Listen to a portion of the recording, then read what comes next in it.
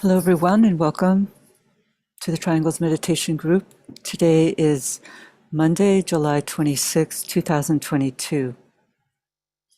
And so before we begin our objective work today, let's, as we do, come together to link as a group, as part of the Triangles worldwide group, and sound together the noontime recollection.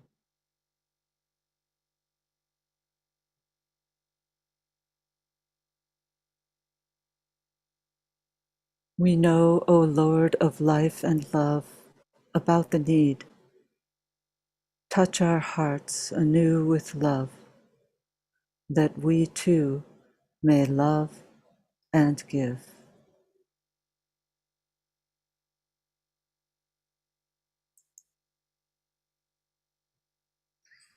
The purpose of this weekly webinar is twofold: to introduce this work to people who are new to it and to encourage them to form triangles, which can be done by placing your name in the chat box, and also to come together as a group for all of us who are already members of triangles to participate in a meditative visualization in the support and strengthening of the planetary network.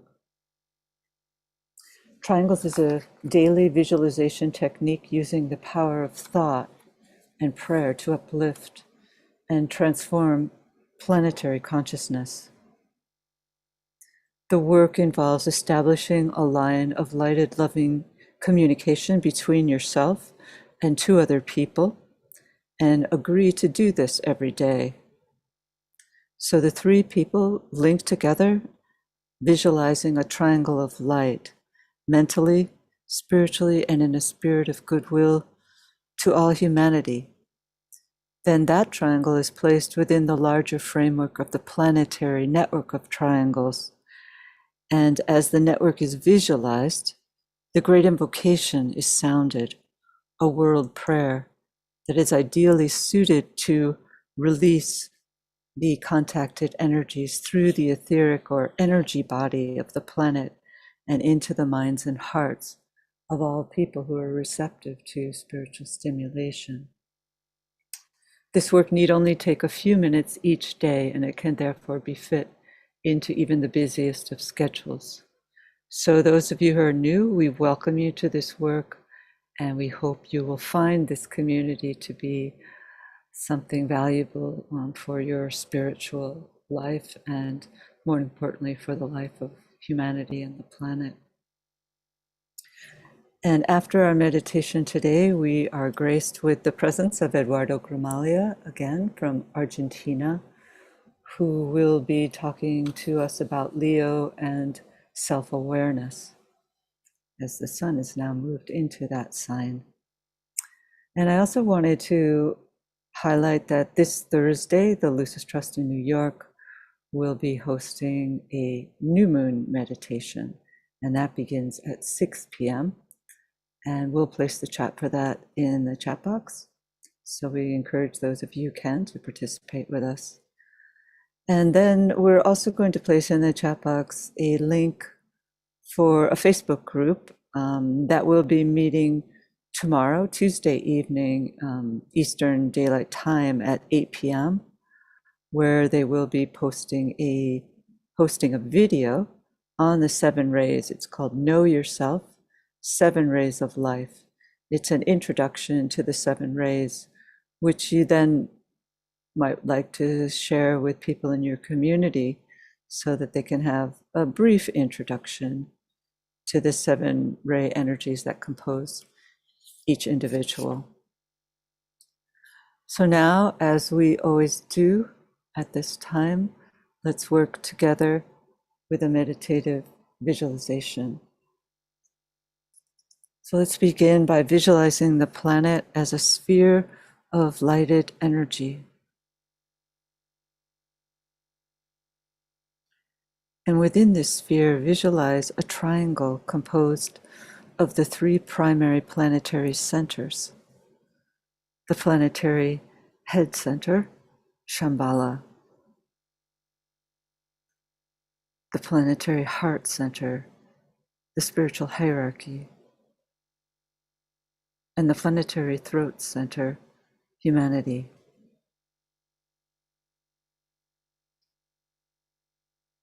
And visualize the circulating energies in all directions, moving around the triangle from point to point, merging and blending the three centers and filling the triangle with light.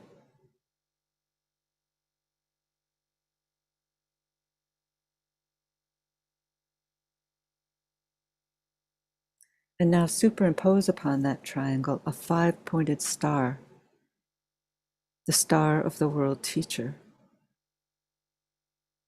linking east and west, past and future, radiating the energy of love wisdom.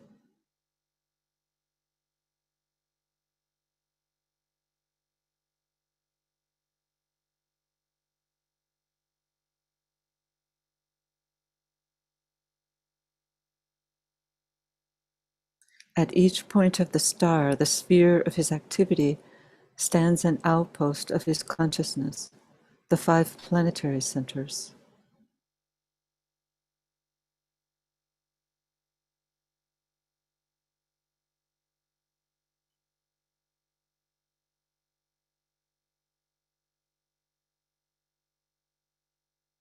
Visualize the energies radiating out from the center of the star through the 5 points. London, Darjeeling, New York, Geneva, Tokyo.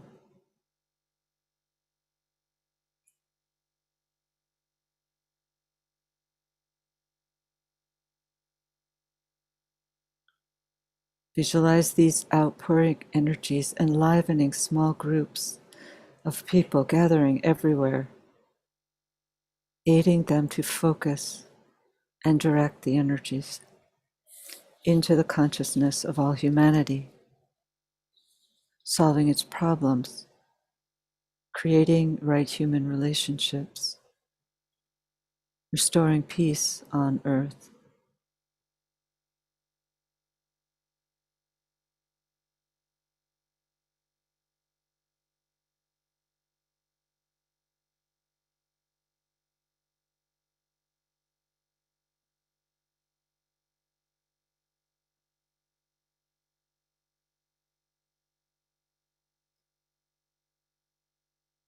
Bridging towards the spiritual hierarchy, we sound the mantra. Radiance we are and power.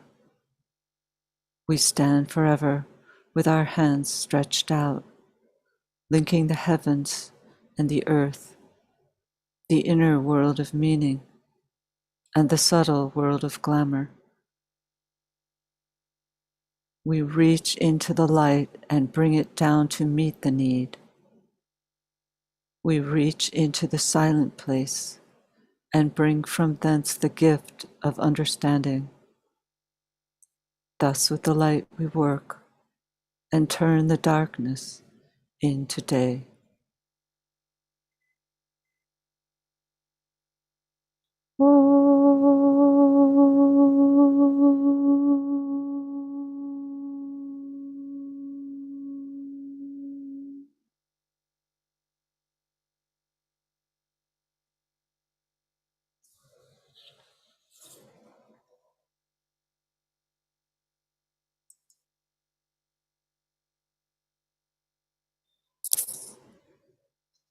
As most of you know, we are working with the Leo energies at this time, and they present us with a real opportunity each year because this energy is the opposite energy to the incoming Aquarian age. And all opposites, esoterically speaking, must merge and blend, must take that which is good from each, rise above the challenges, and together create a whole which is greater than the sum of the 2 parts. That's the challenge now as we move into this new age. So not only are we bridging from Pisces to Aquarius. We're bridging between Aquarius and Leo. And we know that each month, the etheric field of the planet, the etheric energies in which we work with triangles, are flooded by the energies of the opposite sign to what the sun is in. So, for example, now our etheric field of our Earth is flooded with Aquarian energies. And therefore, that which is on the horizon of human consciousness, the Aquarian seventh ray energies, are permeating our subtle bodies.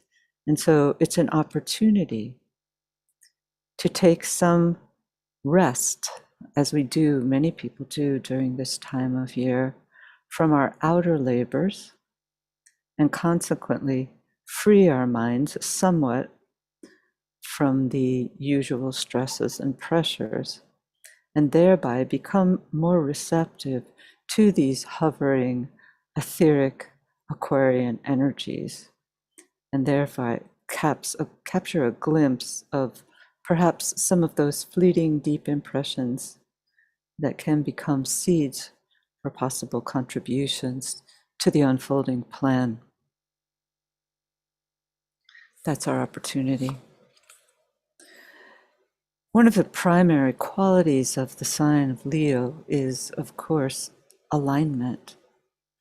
For this quality is symbolized in its triple rulership by the sun, by that great star.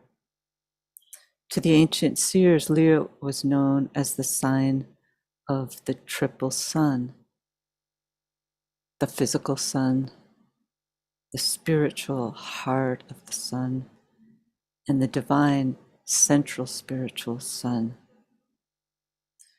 This triple alignment of suns in Leo serves as a symbol of the long journey of the path, wherein the individual moves from the integration of the three lower vehicles by the mind and becomes, in the technical sense, a personality for the first time. This could be reflected in the stage of the physical sun. And then esoterically, when that integrated personality begins to fuse with the overshadowing soul, we could say that this is reflective of the heart of the sun, the spiritual sun. And then when that fused and blended soul aligned personality projects towards the higher mind, we could say that this is reflective of the divine, the coming in of the divine central spiritual sun. These three suns can be looked at in many other ways, of course. And cosmically, we could look at the alignment between our spiritual hierarchy, our sun, and the great star Sirius. For we're told that it is through the center hierarchy, not Shambhala, that this approach at the Leo festival to this great star takes place. So this festival of Leo, the Leo period, this whole month, therefore, offers the opportunity to achieve a higher point of contact than might normally be possible. The incoming Syrian energy is, we're told, under the jurisdiction of the Christ, the world teacher. Sirius emanates a powerful mental vibration, an energy that's related to order, but to a sense of order that we cannot even begin to fathom. And it's through order that the quality of a true freedom, a type of cosmic understanding of that term, becomes possible. But it's said our planet has a deep karmic connection with this great overshadowing star, and the world teacher himself is Syrian in nature, and therefore these very qualities of divine order and freedom are qualities that we, under the leadership of the Christ, are in process of working out on this planet in a minuscule way. We're taking baby steps in our understanding of freedom. And certainly the Aquarian age, with its keynotes of liberty, equality, and brotherhood, will do much to move us a few steps further along the path in the pursuit of order coupled with freedom. Freedom must, of course, also be coupled with a sense of responsibility. And we can see these impulses gaining a foothold within the people of the world at this time. People are thinking and acting outside the confines of their own lives and thinking about the good of people at large and of the planet as a whole. That's what Triangles workers do as well. But people, we know, see freedom through many different lenses, and it's confusing. And it's interesting, therefore, to ponder order, a potent quality of the seventh ray, and what an approximation of divine order might really look like. Surely it would be an outgrowth of a higher and more responsible consciousness working out in the people.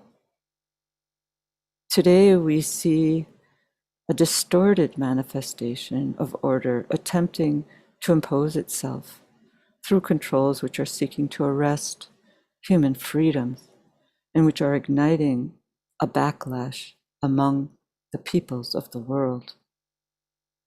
Divine order and freedom are qualities that we don't understand, as they are said to substand the very quality of life itself. But nonetheless, they are destined to be keynotes of our planetary life, so it behooves us to ponder divine order and freedom. Always the lower manifestation of divine ideas work out first. But under the impouring energies of the Leo-Aquarius axis, the present attempts at controls, which are a false reflection of order and freedom, will not be successful in the long run, as they are contrary to the human spirit, to the destiny of planet Earth. So let us play our part in providing a collective channel through our Triangles network to allow for an influx of this energy of freedom to circulate through the group and into all open hearts and minds everywhere. So let's now work with our meditation.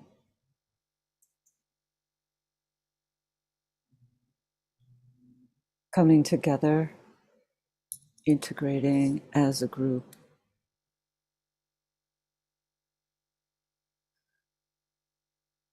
Standing together at the center of the evened arm cross of discipleship.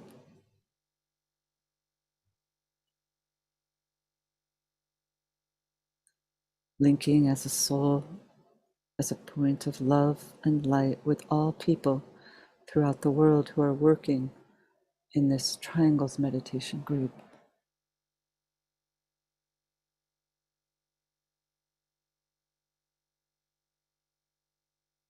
And as a group, we project a strand of lighted energy towards the highest center, Shambhala, and sound together the affirmation of the will. In the center of the will of God, I stand. Naught shall deflect my will from His. I implement that will by love. I turn towards the field of service. I, the triangle divine, work out that will within the square and serve my fellow men.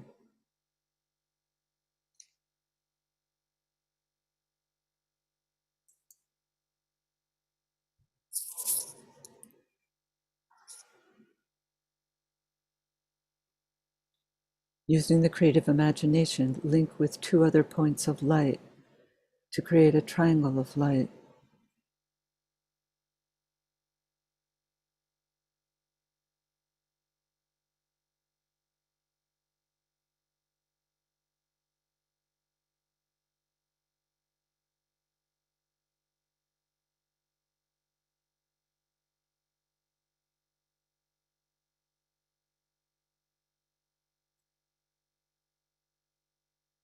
Visualize the triangle in which you are working as an essential part of the radiant worldwide triangles network.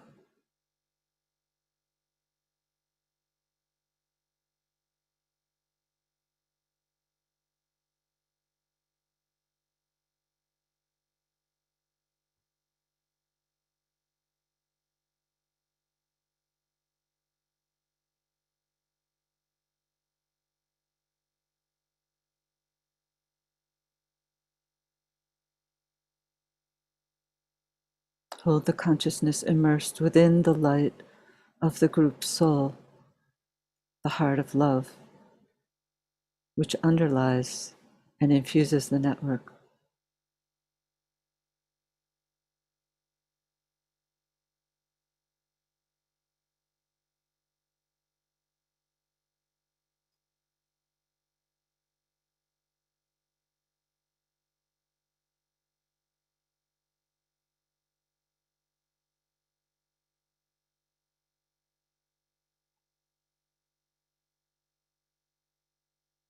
Lift the consciousness to the world teacher who stands at the heart of love at the center of the spiritual hierarchy and also at the heart of each triangle.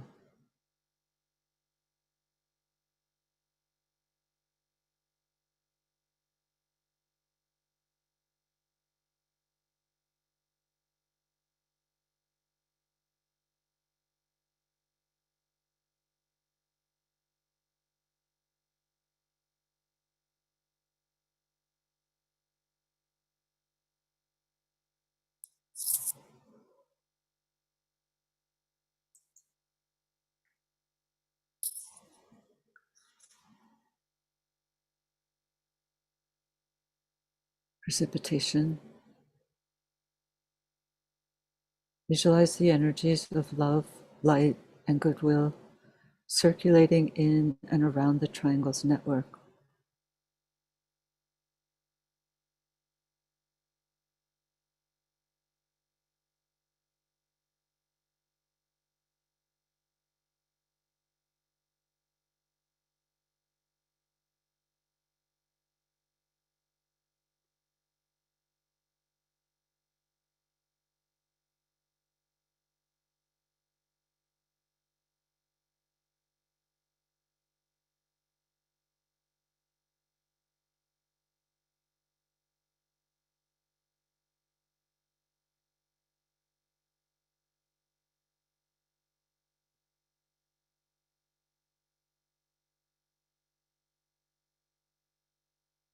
Visualize these energies unifying and eliminating all divisions within humanity, healing and transforming human consciousness, and establishing right human relationships.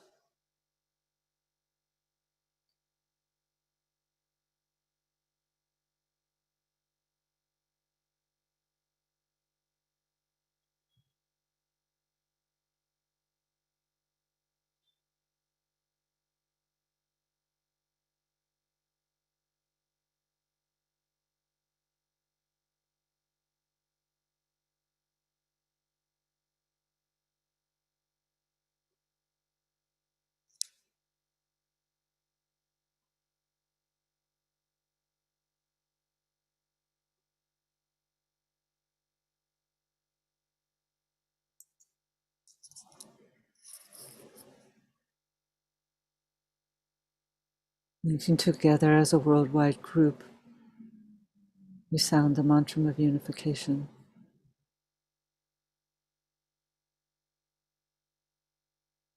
The sons of men are one, and I am one with them. I seek to love, not hate. I seek to serve, and not exact due service. I seek to heal, not hurt. Let pain bring due reward of light and love. Let the soul control the outer form and life and all events, and bring to light the love that underlies the happenings of the time. Let vision come and insight. Let the future stand revealed. Let inner union demonstrate and outer cleavages be gone. Let love prevail. Let all people love.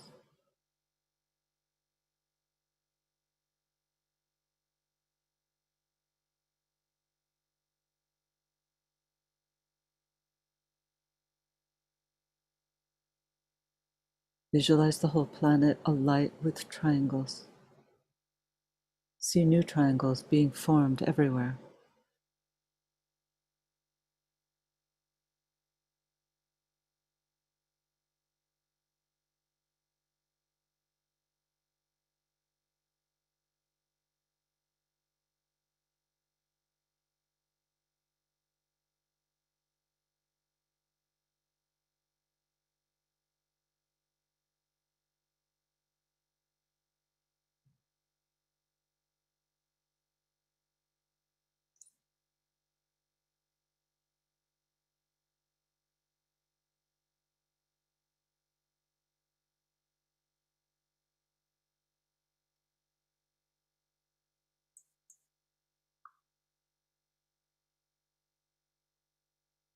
Distribution.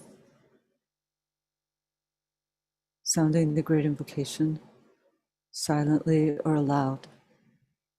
And as we repeat each stanza, let's visualize the network acting as a link between the world of spiritual realities and humanity, as a channel through which light, love, and divine purpose may flow into human consciousness.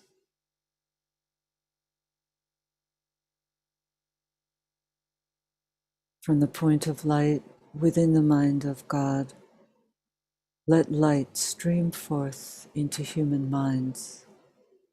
Let light descend on earth. From the point of love within the heart of God, let love stream forth into human hearts. May the coming one return to earth.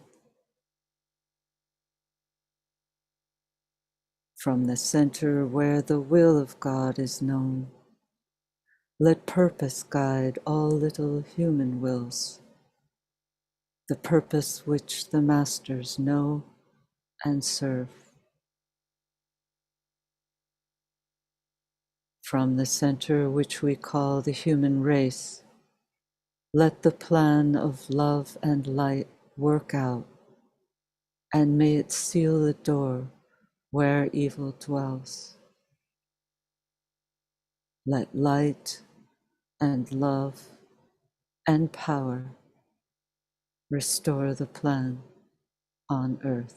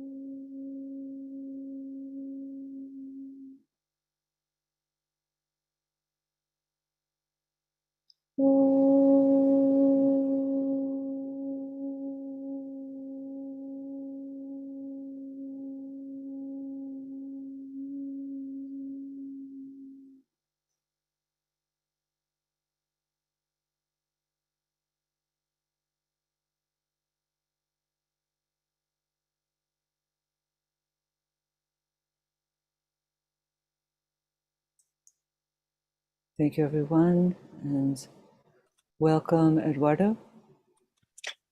Hi, Kathy. Hey. Thank you. Thank you for a wonderful introduction and meditation.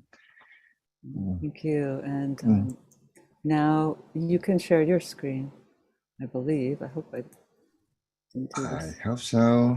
I'll try to share my screen. Okay, here we are.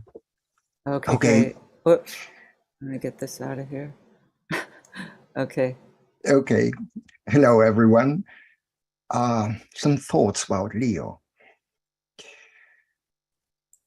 when the universe is seen as a living organism, it becomes easier to understand that the motions of the celestial bodies, cyclic by nature, condition and have an influence on all kingdoms in nature.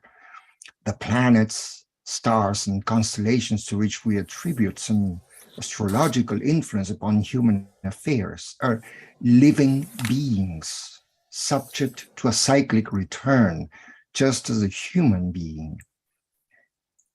They have a soul, they have a personality that in their own way lives and dies. They're pursuing their own evolutionary paths.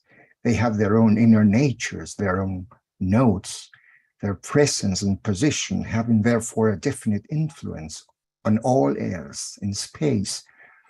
So all stars and planets, what a wonderful picture, isn't it, are conscious beings and therefore have their own ray nature, their own sound within the harmony of the spheres. This is perhaps the reason why astrology is so helpful to understand the different types of energies and influences acting on all kingdoms.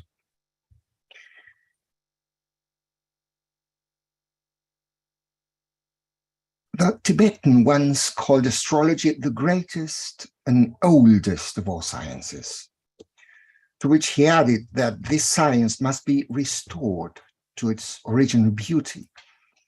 Essentially, he said, astrology is the purest presentation of occult truth at this time, and all these viewpoints concur with H.P.B.'s Blavatsky's extreme and curious statement that ancient astrology was as far above modern astrology as the zodiacal signs of the planets are above the street lampposts.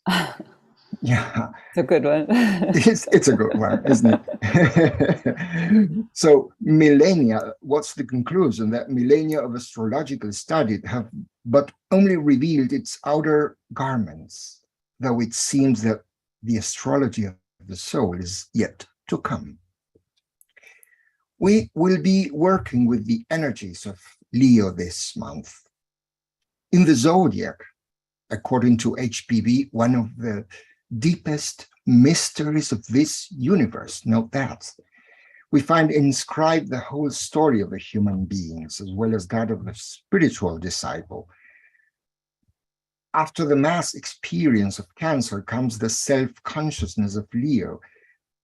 These seem to be two important chapters of the story of the incarnated human soul. So let us give some thought to this sign as we approach the coming full moon. As the word cosmos means in Greek both order and beauty, we're not surprised to hear that many secrets are found in numbers.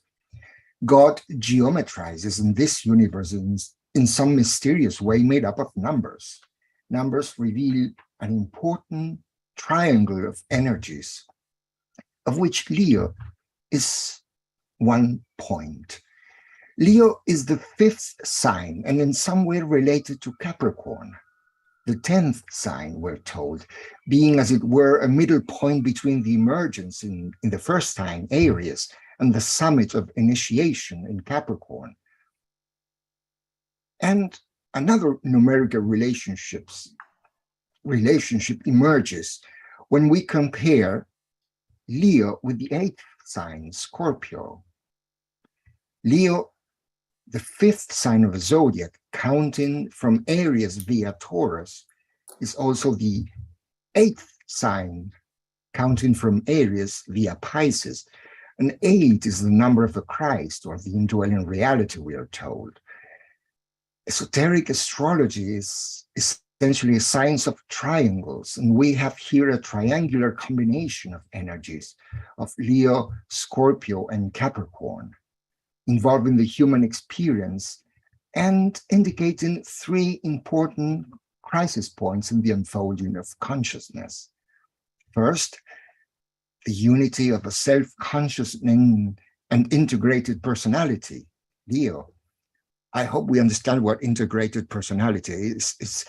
It doesn't mean to be driven by desire. It's another thing. You have In some way, you have explained that in the introduction, Kathy. Second, the consciousness of duality the disciple has to face, Scorpio. And finally, the third point of the triangle, the group consciousness of the initiate, Capricorn. Can we see that how these three signs indicate this path from intense self-awareness to the point at which the personality begins to be recognized as an instrument of the soul, thus experiencing a deep sense of duality, the duality of discipleship. As soon as the burning ground of Scorpio is trodden and the Hydra is conquered by being lifted up in the air, the mountain of initiation is seen, where a whole transfiguration of the human being takes place. In astrology, each sign is said to be ruled by a planet or star, which is found to of so congenial a nature to that sign that it acts as its transmitter and messenger as it moves through the zodiac. So in astrology, each sign has a lord or ruler in the planet governing that sign. So that the sign specially related to any planet is termed the house of that planet, referring, of course, to the sign of the zodiac. And Leo is ruled by the sun at all levels, exoteric, esoteric, and hierarchical. This means that this star, which is the center of our solar system, can be considered to take care of the affairs of this sign at all levels, that of the ordinary human being identified with form, that of the spiritual disciple who has become conscious of her or his soul, and that of the initiate who works within the ranks of the spiritual hierarchy. The sun is considered to be the source of physical consciousness, soul awareness, and spiritual life. And this is what you were talking about, Kathy, when you mentioned the physical sun, the heart of the sun, and the central spiritual sun, three aspects of the nature of that great being who is the center of our solar system, in the same way as the human being is considered to be a personality, a soul, and a spirit. In turn, the heart of the sun, its soul, so to say, employs the planet Neptune as its agent, and the central spiritual sun pours its energies through the planet Uranus. In this way, this triangle of planets corresponds to the triangle Leo, Scorpio, and Capricorn we mentioned before. The visible sun influences the personality life, while the heart of the sun gives birth to the Christ born within the cave of the heart, thus ushering in the stage of discipleship. When that other self behind the personal identity is unveiled and the influences of the spiritual planet Neptune are felt, when the sixth ray planet Neptune is active, the emotion desire of the personality is transmuted into love aspiration, and the entire sensitive nature becomes responsive to the energies coming from the heart of the sun. Such a beautiful picture, isn't it? Even if we do not understand its details, we gather that we are gradually becoming responsive to subtler and more impersonal energies. And what we thought was the self begins to be recognized as an instrument of the real self, the soul. If the sun stands for full self-consciousness, Neptune is that mystical consciousness, that sensitivity which leads to a higher vision. And eventually, this sensitivity will be replaced by a higher type, the consciousness of Uranus, which will enable the human being to perform real magic on the physical plane. But this path in consciousness is within ourselves. Through Uranus, we see the intimate connection between Leo and its opposite sign, Aquarius. Because, the planets are the vitalizing centers in each nativity, each sky map. Therefore, it is necessary to know the special influence of each planet and the nature of their vibrations in each sign. And through Uranus, we see this intimate connection between Leo and Aquarius. We may picture it in our minds as a constant and never-ending flow of energy between these two signs, Leo and Aquarius, the sign of a new age. Uranus is said to exoterically rule Aquarius. Therefore, its influence is lessened, is diminished in Leo, the opposite sign. It is as if Leo were its less congenial nature. We could think of it as a house or a place in the sky where Uranus feels not at home, sort of uncomfortable, not welcome, as it were. But the Tibetan gives a highly and more esoteric explanation for this, far better than the traditional one. He says the power of the mind, as symbolized by Uranus, is lessened, for it is not the mind which is in control, but the self, the soul using and controlling the mind. Conversely, the power of the sun, the ruler of Leo, is diminished in Aquarius, where the light of the personality is put out, dimmed, so to say, by the light of the subjective sun influencing the soul. This is another way of saying that in Leo, the center of consciousness is oneself, while in Aquarius, the disciple becomes outgoing and pours the water of life into the human world, thus becoming a world server.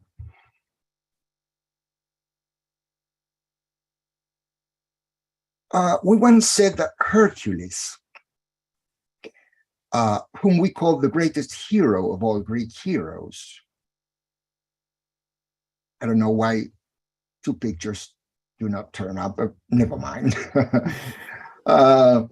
Is a symbol of a disciple who performs tasks and undergoes tests in its training. Hercules is a solar myth, we said, namely a narrative which we can in some way relate by analogy with the path of the sun through the heavens. He represents one of those sun gods who are struggling with the problems that will draw out the full powers of the soul. In other words, he proceeds through each gate as the sun is seen to move through the zodiac, each sign bringing in a new challenge to overcome until he becomes a full-grown initiate. Hercules fights animals. I don't know why the images are not appearing.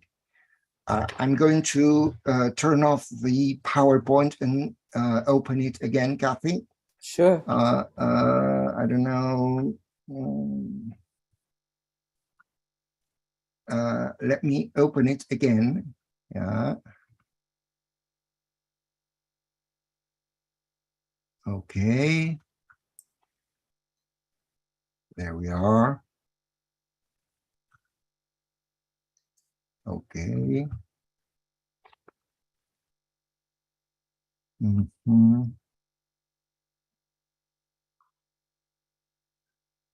And there we are. I think we can see here the Nomian line. Yes. Okay. Yes. You know, these technical things that turn up always. Okay, so we were at the cave. So Hercules must fight animals that have some extraordinary attribute that makes them exceptionally difficult to overcome. In Leo, he faces the killing of a Nomian lion. A few words about this task will help us understand Leo's challenge a bit more. The lion is said to be invulnerable to wounds, and its skin cannot be pierced by arrows or sword. The cave in which the lion is found has two openings, one leading into a dark corridor, the other into the light of day. Heracles blocks one of the entrances with piles of sticks and then faces the lions. So he chokes the lion to death with bare hands and then uses its own claws to skin it. And after he has skinned the beast, he takes the lion's skin as his cloak, and this becomes his most recognizable attribute in art. Hercules normally carries his club and wears his lion skin cloak, and the cloak is often shown with Heracles' face looking out from between the lion's jaws. So the lion's head becomes the hood of his cloak. But this time, just as he would do in Scorpio, he will not use his God-given club, but his bare hands, which I find a beautiful symbol of a disciple finally cutting out the root of evil, and this he must do by himself without any external help. So, what does the Nomian lion symbolize? It symbolizes, according to what we have said, the powerful personality running wild and devastating the environment. When an integration of the forces that constitute the personality has been attained, the human being often becomes a difficult and trying person, one of those strongly oriented personalities who devastate our human environment. And I wonder how many politicians are found within this category. Sorry, I couldn't help it. This seems to be a necessary stage in our human development. As for the cave with two entrances, the Tibetan gives us a highly interesting interpretation. The cave is a symbol of the pituitary body, an endocrine gland closely associated with the spiritual awakening.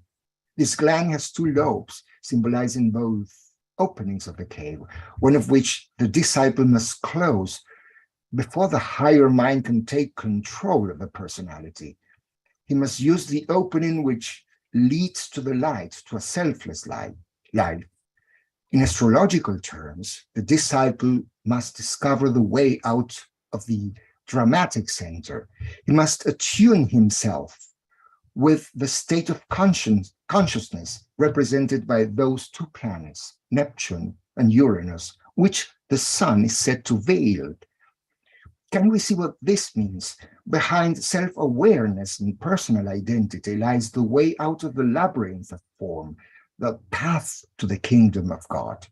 When the lion of the personality has been tamed, conquered, and skinned, we see Hercules, the spiritual disciple, wearing it as a cloak. It has become his vesture, his clothing, and his real face is seen looking out from between the lion's jaws. The real self now shines through the personality, and he's now a center of peace because he has conquered his own monsters. And this can only take place when the disciple has moved from that dramatic center signified by the physical sun and has become receptive to the soul influences of the heart of the sun, channeled through the planet Neptune. After what is technically called the third initiation, he or she will be ready to become receptive to the energies of the central spiritual sun, represented by the planet Uranus, also the ruler of Aquarius. At this stage, he becomes a magician, an occultist. So this shift from personal identity to a higher identification lies in the heart of several ancient mantras, by the way, such as many people know that mantra Soham, which means I am that, Tatvam Asi, or you are that, or Tat Brahman Asmi, or I am that Brahman. And the disciple immediately adds Tat Karma Asmi, I am the work, thus alluding to this commitment to help in furthering the plan as a result of his change in polarization. And curiously, these mantras have a close resemblance with Leo's keynote, and with which we will be working as we approach the full moon period. I am that, and that am I. And let us not forget that the universal and group energies of Aquarius are also activated, given the interplay of energies between these two opposite signs. You have spoken about that, Kathy. So one final thought about astrology in general. As we move into the Aquarian age, we can expect that a further revelation on astrology will someday become possible, mainly being Aquarius a sign related to the etheric web of the planet, to universal brotherhood, to freedom, and to astrology itself in some way. Astrology will eventually be restored to its original beauty, the Tibetans said. And in turn, Blavatsky said, the time is coming when astrology will recover its ancient dignity as sublime science. We're also told in esoteric astrology that new teachings on astrology, among other subjects, will come after 2025, which seems to be a crucial year. And it is just round the corner, isn't it? According to the Tibetan, the new astrology will deal with significance and meaning, in other words, with inner causes. This is why it is said to be esoteric. So let us all work together with those energies of Leo this month. And thank you for letting me share these thoughts with you. Thank you, Kathy. Thank you. Thank you so much, Eduardo. That was such a rich and full sharing.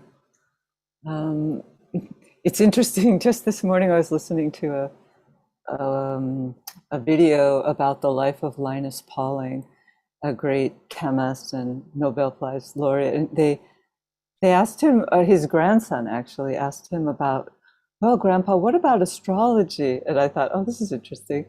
And Linus Pauling said, well, in the ancient days, astrology was a very serious subject, but today it's best avoided. So I guess he agreed with the really esoteric view. Yeah. So sometimes I wonder what both Tibetan and HPB means by ancient astrology. Surely not the astrology we find on manuscripts, which is already a copy of that ancient astrology. So I wonder what that really means, ancient astrology, which was supposed to be so esoteric. Yeah, it's probably a more cosmic than not necessarily astrology from even our planet, wouldn't you think? Like, because it's a cosmic science, so they must know about its recesses back in time before anything that we know about. Yeah, so we must assume that there was a time, a golden age, in which astrology was known and practiced in that way. Yeah, I mean, I would think it doesn't even have to be on our planet, it's from that's interesting. Other planets, because it's cosmic in nature, right? So yeah, that's right, because what we call astrology is our translation of those influences we try to understand and decode. But the mere fact, and I go back to that idea that planets and stars are beings, they have consciousness, so they have their own nodes. So their mere presence in space have their own influence, its own influence. So what a thought is that? Yeah. Because it said that the astrology that we have today came from Atlantis. And so, we know that we have to move beyond it. As you're a translator of some of those ancient texts of which you just spoke, and you're conveying here that they're still very materially oriented, right? As far as your understanding. Yeah, it has become so materially oriented, and accuracy seen in terms of material prediction events. But I think esoteric astrology is about something very different than that. And I think the clue is in the fact that if we consider those regions of a planet, their inner nature, so we're talking about a soul astrology. And how could that be implemented on Earth? Yeah, that's the challenge, right? It's easy perhaps when we speak of the cosmic implications of astrology, but we are also, interested in understanding human psychology. And so we have to somehow find the means whereby we can aid people in the process of understanding themselves and their dharma.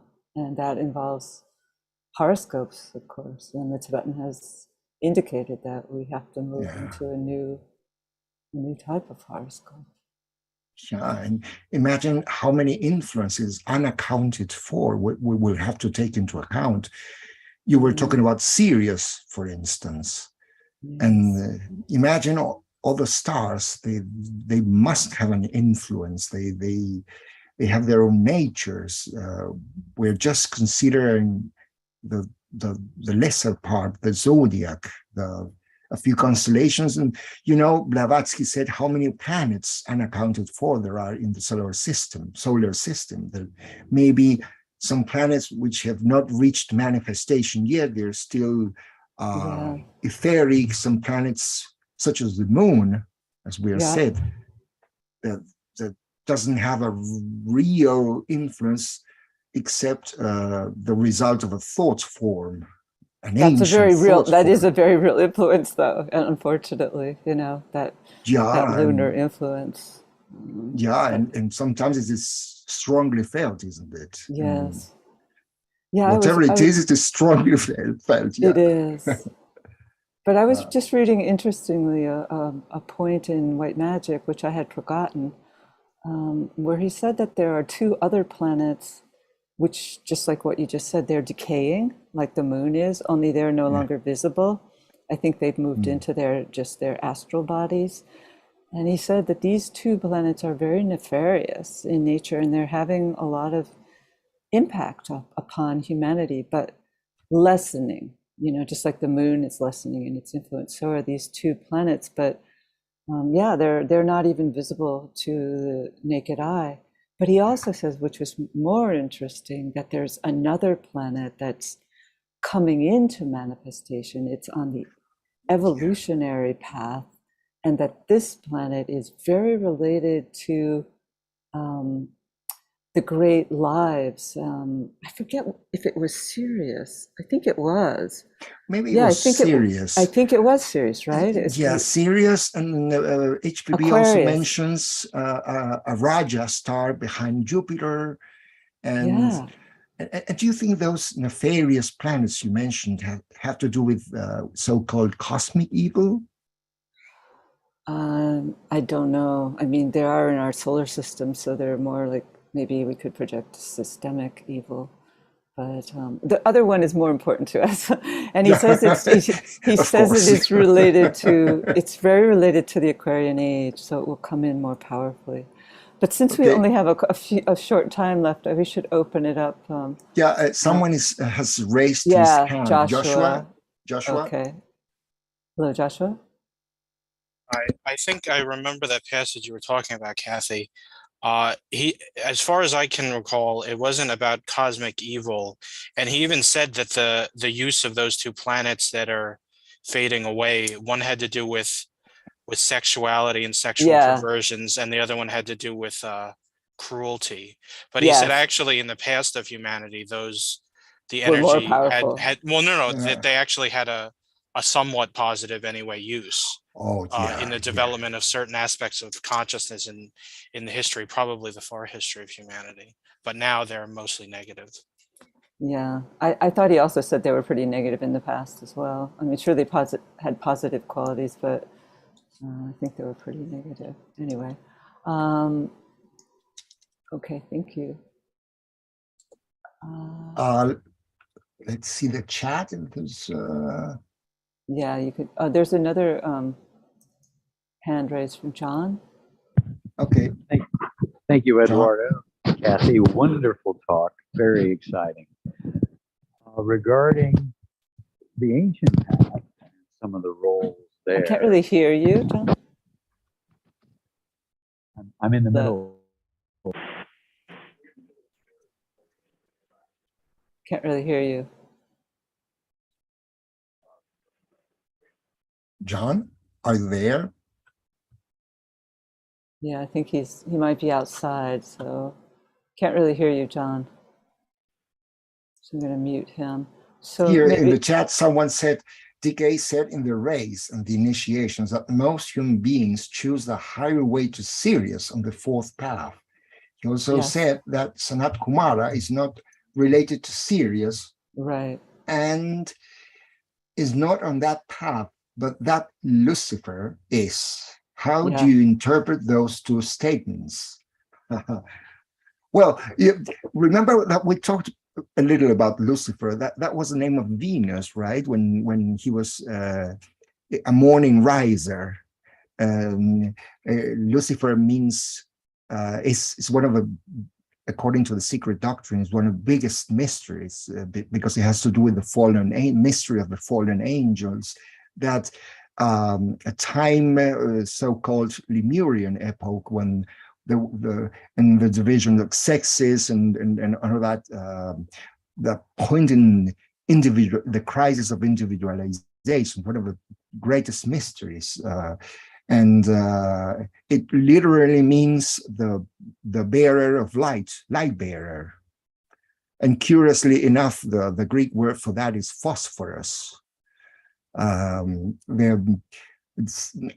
It's a very difficult mystery to explain, Lucifer, but it is said to be one of the most important agents in human evolution and human consciousness, according to the secret doctrine.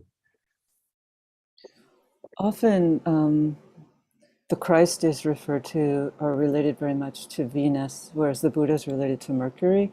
And so I think in the context of that quote, that fourth path, the Tibetan might be referring to the Christ or the world teacher, because we are told he's a Syrian initiate, and so he is on that path, although our logos, as the quote said, is on the path of planetary logos. So it's different, but of course the Christ is working on that path. So I think we've run out of time, Kathy. Oh, well, if there's a couple more, we can extend just a little bit if there's any quotes you'd like to address. Someone said, the sun and the planets are also evolved like humans, and if so, the soul of the sun of the planets have another sign of their soul, and it may be other than those mentioned. Well,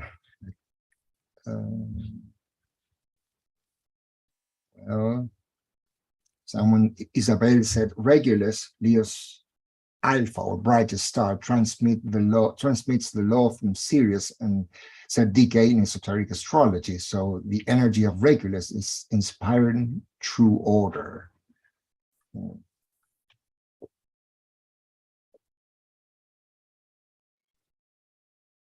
Well,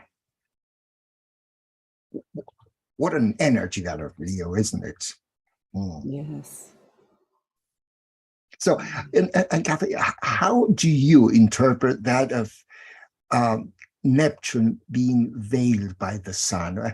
I mean, I think that the experience of loosening the tides of the personal self leads you to that Neptunian influence, doesn't it? Yeah, I thought the way you expressed it was very clear.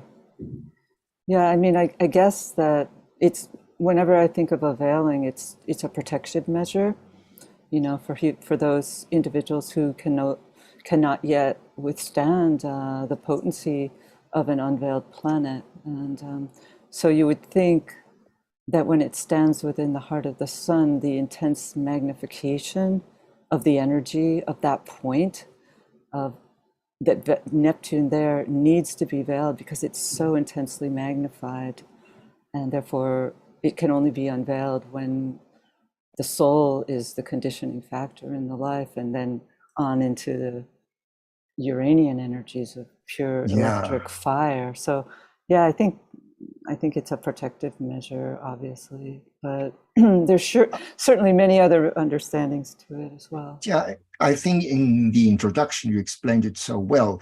When that bridge, the Antahkarana, is built, then you have access to that higher mind, which is one of the lower extreme of the spiritual triad, and then the energies of Uranus are contacted, so to say.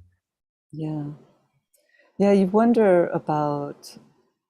Well, anyway, I shouldn't really get into it now, but anyway, we should probably end. But thank you so much, Eduardo. Thank you, Kathy. Such a deep sharing for the group. It's always a joy to be here. Well, we'll have you back soon, hopefully. All right. Well, everybody will join in saying thank you so much. And let's just close by linking with the Worldwide Triangles Network, surrounded by radiant, glowing golden triangles.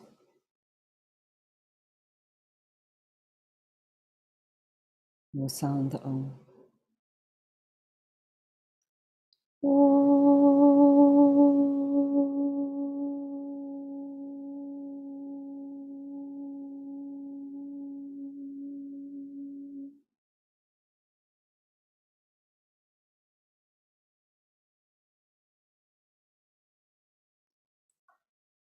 Thank you, everyone.